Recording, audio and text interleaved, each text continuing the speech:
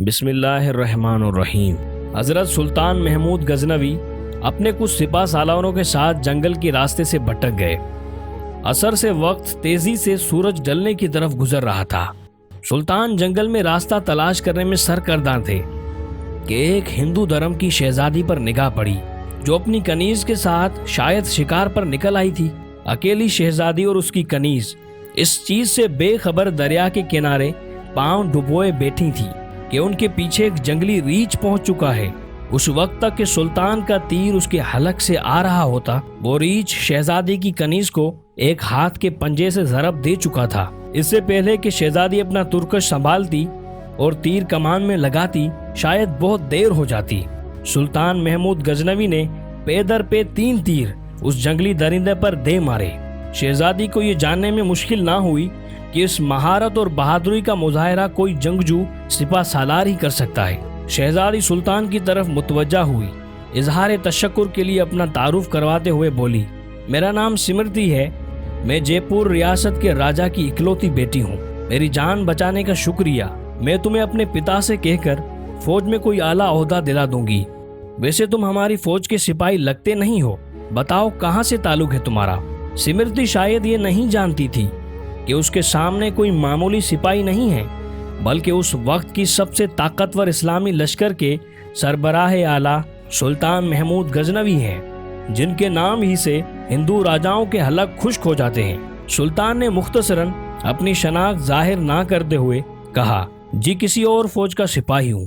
چلیے محترمہ، میں آپ کو کسی محفوظ مقام پر پہنچا دوں گا، آپ میرے پیچھے چلتی جائیں۔ اندھیرا بڑھتا جا رہا ہے، راستہ نہ ملا تو شاید اسی جنگل میں رات بسر کرنی پڑے گی۔ سمرتی جان چکی تھی کہ یہ شخص لالچ اور خوف سے پاک ہے۔ وہ سلطان کی نظروں میں حیا دیکھ کر خود کو محفوظ محسوس کر رہی تھی۔ جنگل کی خاردار جھاڑیوں کی وجہ سے شہزادی کا پیراہن مختلف جگہ سے چھلنی ہو چکا تھا۔ شہزادی تھکاوٹ سے چور ہو چکی تھی۔ سلطان نے شہزادی کو ایک سخت پتھروں اور درختوں کی اوٹ کی طرف اشارہ کرتے ہوئے کہا، شہزادی آپ ادھر آرام کر لیں، رات کی تاریکی بڑھ رہی ہے اور موسم میں بھی تغیر کے آثار ہیں۔ اندھیرے میں مزید سفر گھنے جنگل میں کرنا دشوار ہے۔ اللہ صبح نکلیں تو شاید میں آپ کو کسی محفوظ مقام پر پہنچا سکوں۔ سمرتی کے پاس سلطان پر اعتماد کرنے کے علاوہ کوئی دوسرا راستہ نہ تھا۔ سلطان نے محسوس کیا شہزادی اپنے بیش قیمت مگر قدرے باریک لباس میں جنگل کی ٹھنڈی رات شاید نہ گزار سکے۔ سلطان نے اپنی موٹی چادر شہزادی کی طرف اچھال دی اور مانا خیز نظروں سے شہزادی کو دیکھا، جیسے کہہ رہے ہوں یہ اوڑھ لیں۔ شہزادی نے بلا جھجک چادر اوڑھی، ٹیک لگا کر درخت کی اوٹ میں پاؤں پسار لیے۔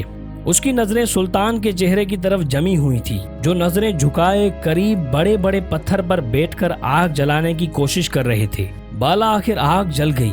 اس کی روشنی میں سلطان کا نورانی اور بھرا ہوا وجاہت والا چہرہ چمک رہا تھا۔ سلطان نے شہزادی سے قطع نظر مٹی تیمم کیا اور نماز پڑھنے لگے۔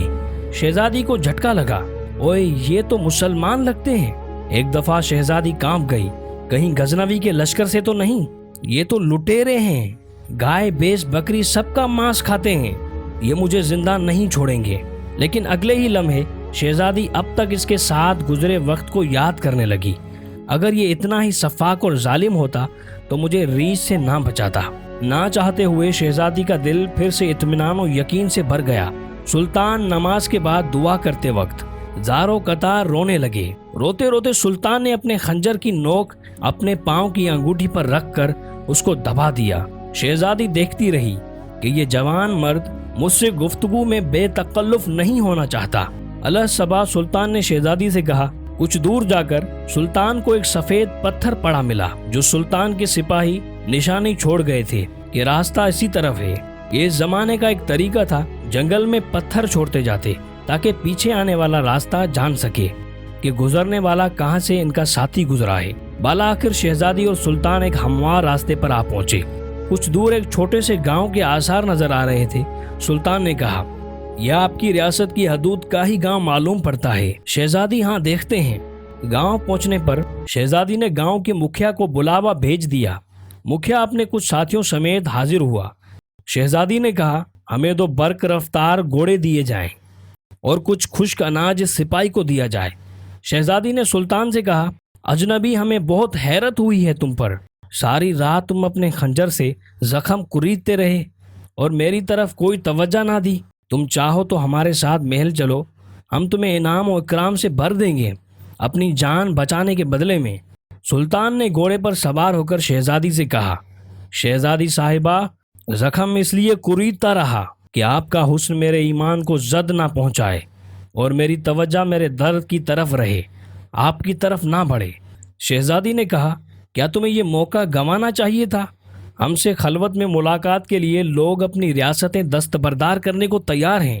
سلطان نے کہا، شہزادی میں مسلمان ہوں اور محمد مصطفیٰ صلی اللہ علیہ وآلہ وسلم کا غلام ہوں۔ میری نظر آپ کے جسم پر نہیں بلکہ خود میری اپنی روح پر تھی۔